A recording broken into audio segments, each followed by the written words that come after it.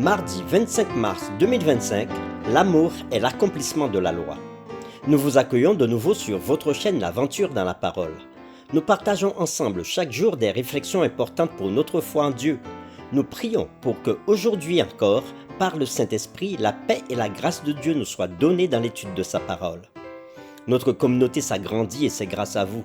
Soyez vous aussi actifs avec nous pour répandre le message et vous pouvez le faire en likant. Partagez le lien avec vos contacts. Nous vous invitons à vous abonner si ce n'est pas encore fait pour recevoir la notification chaque jour et pour un confort d'écoute en continu, nous vous proposons la playlist de chaque semaine. Le texte à mémoriser de cette semaine que nous vous invitons à dire avec nous se trouve dans Romains chapitre 13, le verset 8. Ne devez rien à personne si ce n'est de vous aimer les uns les autres, car celui qui aime les autres a accompli la loi. Nous vous invitons à le redire avec nous. Romains chapitre 13, le verset 8. Ne devez rien à personne, si ce n'est de vous aimer les uns les autres, car celui qui aime les autres a accompli la loi. Comment notre relation avec Dieu change-t-elle lorsque nous comprenons que les 10 commandements ne sont pas seulement un ensemble de règles, mais une expression d'amour et une réponse personnelle à la relation d'amour de Dieu? À répondre à cette question, et aujourd'hui nous le ferons avec la séquence la loi et la grâce. Comme nous l'avons vu, la loi et la grâce ne sont pas opposées l'une à l'autre. Au contraire, elles remplissent des fonctions différentes en accord avec l'amour et la justice de Dieu. Un contraste marqué entre la loi et la grâce aurait intrigué les anciens Israélites qui voyaient le don de la loi par Dieu comme une grande manifestation de la grâce de Dieu. Alors que les dieux des nations environnantes étaient inconstants et totalement imprévisibles, laissant les gens sans moyen de savoir ce qu'ils désiraient et ce qui leur plaisait, le Dieu de la Bible instruit très clairement son peuple sur ce qui lui plaît.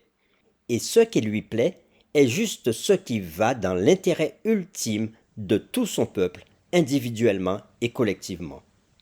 Pourtant, la loi ne peut pas nous sauver du péché ou changer le cœur des hommes. En raison de notre péché inné, nous avons besoin d'une transplantation cardiaque spirituelle. Nous vous invitons à lire avec nous Jérémie chapitre 31, les versets 31 à 34, et nous répondrons à la question suivante. Qu'enseigne ce passage sur les promesses de Dieu de nous donner un cœur nouveau? Nous allons comparer cela avec les paroles de Christ à Nicodème dans Jean 3, versets 1 à 21, au sujet de la nouvelle naissance. Nous lisons Jérémie chapitre 31, versets 31 à 34. Voici les jours viennent, dit l'Éternel, où je ferai avec la maison d'Israël et la maison de Juda une alliance nouvelle. Non comme l'alliance que je traitais avec leur père, le jour où je les saisis par la main pour les faire sortir du pays d'Égypte, alliance qu'ils ont violée, quoique je fusse leur maître, dit l'Éternel. Mais voici l'alliance que je ferai avec la maison d'Israël. Après ces jours-là, dit l'Éternel, je mettrai ma loi au-dedans d'eux, et je l'écrirai dans leur cœur. Je serai leur Dieu, et ils seront mon peuple. Celui-ci n'enseignera plus son prochain, ni celui-là son frère, en disant « Connaissez l'Éternel », car tous me connaîtront, depuis le plus petit jusqu'au plus grand, dit l'Éternel, car je pardonnerai leur iniquité, et je ne me souviendrai plus de leurs péchés. Maintenant, nous lisons Jean chapitre 3, versets 1 à 21. Il y eut un homme d'entre les pharisiens nommé Nicodème, un chef des Juifs, qui vint lui auprès de Jésus de nuit et lui dit « Rabbi, nous savons que tu es un docteur venu de Dieu, car personne ne peut faire ces miracles que tu fais si Dieu n'est avec lui. » Jésus lui répondit « en vérité, je te le dis, si un homme ne naît de nouveau, il ne peut voir le royaume de Dieu. » Nicodème lui dit « Comment un homme peut-il naître quand il est vieux? Peut-il rentrer dans le sein de sa mère et naître ?» Jésus répondit « en vérité, je te le dis, si un homme ne naît d'eau et d'esprit, il ne peut entrer dans le royaume de Dieu. Ce qui est né de la chair est chair, et ce qui est né de l'esprit est esprit. Ne t'étonne pas que je t'ai dit, il faut que vous naissiez de nouveau. Le vent souffle où il veut, et tu en entends le bruit. Mais tu ne sais d'où il vient, ni où il va. Il en est ainsi de tout homme qui est né de l'esprit. » Nicodème lui dit, « Comment cela peut-il se faire ?» Jésus lui répondit, « Tu es le docteur d'Israël et tu ne sais pas ces choses? En vérité, je te le dis. Nous disons ce que nous savons et nous rendons témoignage de ce que nous avons vu, et vous ne recevez pas notre témoignage. Si vous ne croyez pas quand je vous ai parlé des choses terrestres, comment croiriez-vous quand je vous parlerai des choses célestes? Personne n'est monté au ciel, si ce n'est celui qui est descendu du ciel, le Fils de l'homme qui est dans le ciel. Et comme Moïse éleva le serpent dans le désert, il faut de même que le Fils de l'homme soit élevé, afin que quiconque croit en lui ait la vie éternelle. Car Dieu a tant aimé le monde, qu'il a donné son Fils unique, afin que quiconque croit en lui ne périsse point, mais qu'il ait la vie éternelle. Dieu, en effet, n'a pas envoyé son Fils dans le monde pour qu'il juge le monde, mais pour que le monde soit sauvé par lui. Celui qui croit en lui n'est point jugé, mais celui qui ne croit pas est déjà jugé, parce qu'il n'a pas cru au nom du Fils unique de Dieu.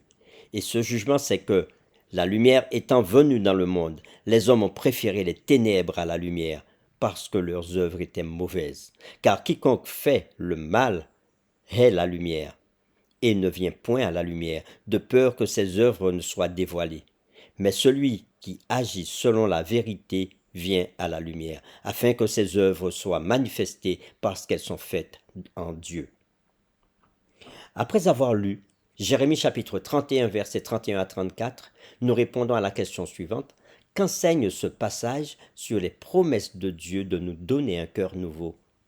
Ce que nous comparons aux paroles de Jésus à Nicodème dans Jean chapitre 3, versets 1 à 21 au sujet de la nouvelle naissance.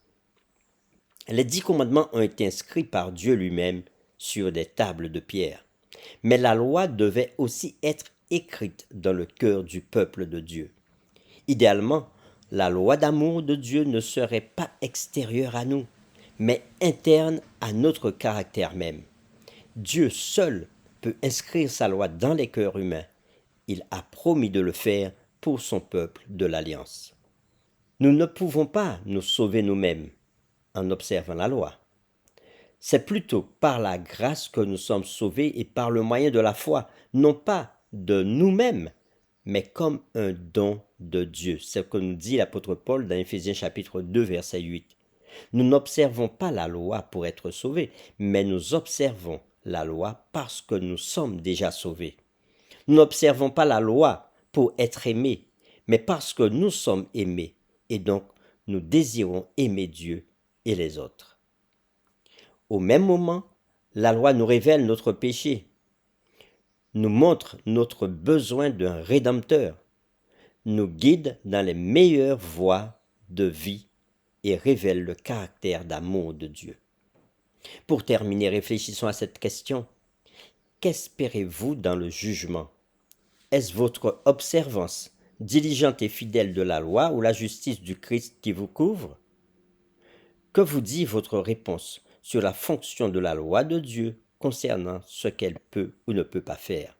Nous vous invitons à prier avec nous. Dieu notre Père, nous sommes tes enfants. Et parce que nous sommes tes enfants, tu nous donnes les moyens de vivre avec toi, tout en te respectant et en t'aimant. Et ce moyen, c'est ta loi d'amour que tu as inscrite sur les tables de pierre. Mais tu nous dis aujourd'hui que tu veux aller plus loin, ne pas seulement le garder sur ces tables de pierre ou sur les pages d'un livre, mais tu veux graver cette loi dans nos cœurs, dans nos esprits, afin que notre communion avec toi soit pleine. Alors Seigneur, nous prions pour que tu le fasses pour nous, que tu graves tes lois, tes commandements dans notre cœur, que nous puissions les apprécier et que nous puissions te servir et t'aimer davantage, et aimer notre prochain aussi. Nous t'avons prié au nom de Jésus. Amen.